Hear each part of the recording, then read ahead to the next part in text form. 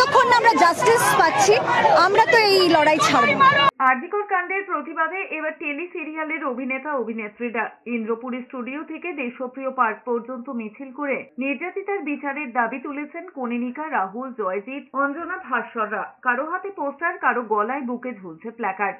সবারই একটাই দাবি, বিচার চাই। রাজ্য সরকারের বিরুদ্ধে সুর চড়েছে মিছিল থেকে। প্রত্যেকেরই বক্তব্য একটাই, মানুষ নির্যাতিতার বিচার চাইছেন। প্রত্যেকেরই বক্তব্য এটা কোনো সাধারণ ঘটনা নয়, সমাজের সব স্তরের মানুষ পথে নেমেছে।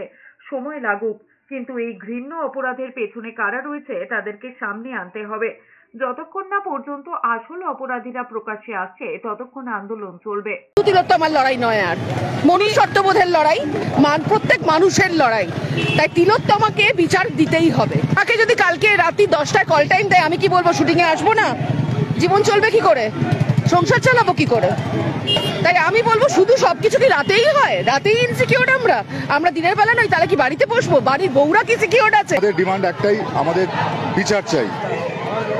প্রশাসন, পুলিশ প্রশাসন, রাজ্য সরকার যেভাবে শুরু থেকে বিচার লোপাট প্রমাণ লোপাট করার জন্য যা যা কাজ করেছে তারও উত্তর আমরা চাই। কেন করেছে, কাকে বাঁচানোর চেষ্টা হচ্ছে সেটাও জানতে চাই।